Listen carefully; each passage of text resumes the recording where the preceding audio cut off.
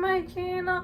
I'm just a girl who likes reading romance, fantasy romance, paranormal romance, any kind of genre of romance in general.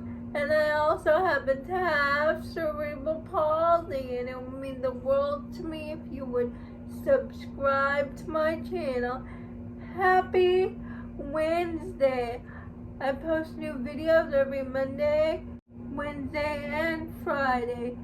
Today's video is going to be my most anticipated romance releases of 2025. These are not going to be by release date order because I don't know the release dates of these books. These are just the books that I'm excited for. But I know the general months of when they're going to be released. If you want release dates for these books, I saw Jess at Piece of Books do this video, my friend Jess, and Chandler at Chandler Ainsley do this video. And also, if you want more fantasy romance recs, my friend Jess at Haunted Fiction also did a new releases video with fantasy romance of 2025. So if you want to know the release dates for these books, please go watch their videos. I'll have it linked in the description box. All the Missing Pieces by Catherine Cowles. All I know is we follow a true crime podcaster who goes to this small town to investigate a crime because she thinks it has something to do with her sister's disappearance. In the Wild by Ava Hunter. Of this series, I've given every book in the series so far 5 stars. Steal My Heart by Laura Pavlov. Visions of Darkness by A.L. Jackson. It's A.L. Jackson's first romantasy book, and it's a mix of fantasy romance with paranormal elements, and I'm really excited to read it. I think her writing style will blend well with fantasy romance. Stolen Chances by Cleo Evans. It's a poly romance MMF. On Lover's Lane by Samantha Young. It is the second generation spin-off to her On Dublin Street series, and I've read the On Dublin Street series like in 2014 when they came out, and I loved that series. So when I heard she was writing a next gen series, I was so excited. The Moon and His Tides by Gianna Darling. I know the release date of this book because I've been waiting for this book forever. Since I read the Anti-Heroes in Love duet. It comes out on January 23rd.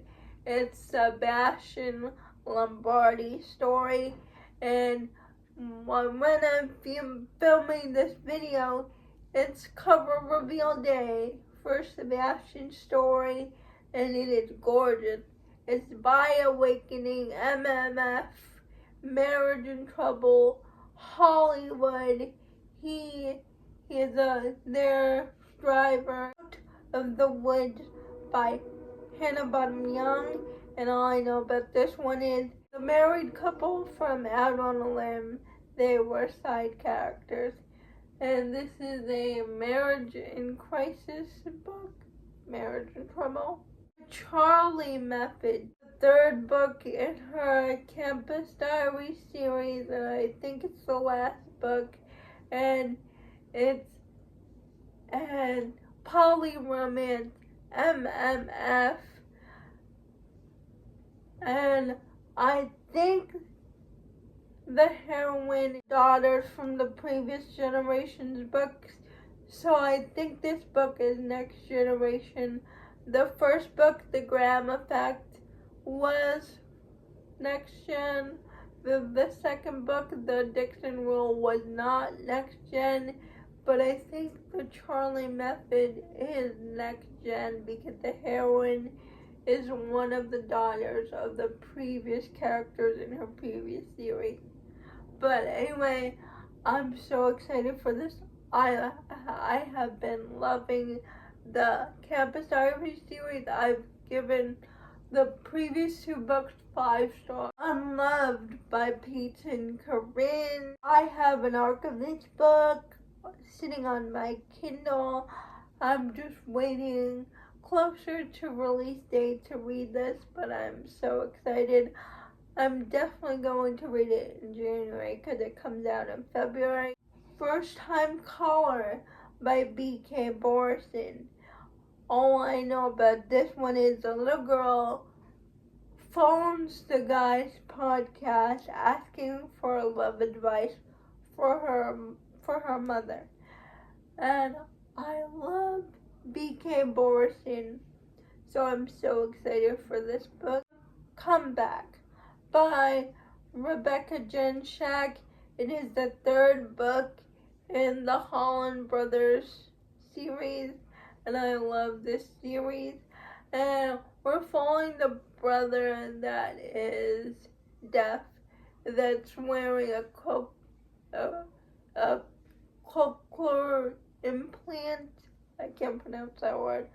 But I'm so excited for his book, and I think his romance is going to be the sister of the hero in the 2nd book, which is his best friend. So I'm so excited. Deep End by Allie Hazelwood. It's a college sports romance from Allie Hazelwood, and I really want to try this one out because her STEM romances don't really interest me, but I love a good sports romance. March, we have Beautiful Exile by Catherine Cowles, another Catherine Cowles book, and I'm so excited because we're following Coop's best friend, who is the owner of his hockey team, and his Arden, the artist, and it's their romance, and I'm so excited. Wild Eyed by Elsie Silver. It's the 3rd book in her Rose Hill series where we're all following single dads. Kiss the Villain by Rena Kent. It's the last and final book in the Legacy of God series. It's a student-teacher romance, student-professor. And I'm dying for this book because the fans really wanted it, and Rena decided to write it, and I'm so excited. Firebird by Juliet Cross, and this is a fantasy romance, and all I know about this is the hero is a dragon shifter. Another fantasy romance by Devoney Perry called Shield of Sparrow, and it's Devoney Perry's first fantasy romance, and I think she's going to do amazing because Devoney Perry is a very big fan of Hermione fan fiction, and I love Devoney Perry's contemporary romances. King of Envy by Anna Wong. It is the King of Wrath, King of Greed, King of Sloth, King of Pride. It is the 5th book in her Kings of Sin series, and I'm really excited. All I know about this one is the heroine is a celebrity. Rewind It Back by Liz Tom 40, and it's the final book in her Windy City series, and it's bittersweet because I love the Windy City series, but it's finally Rio's book, and I'm so excited. I love his bromance with Ryan Shea. Say You'll Remember Me by Abby Jimenez. I have no idea what this book is about, but I've read Abby Jimenez this year and I really like her book, so I'm very excited. My queen of contemporary romance, Kennedy Ryan. There hasn't been a single book that I haven't liked from Kennedy Ryan. It's Can't Get Enough. It's the third book in her Skyland Billionaire series. I'm so excited because we're following the CEO heroine. Another book by Gianna Darling, which is My Dark Fairy Tale. We're back in her mafia romance world.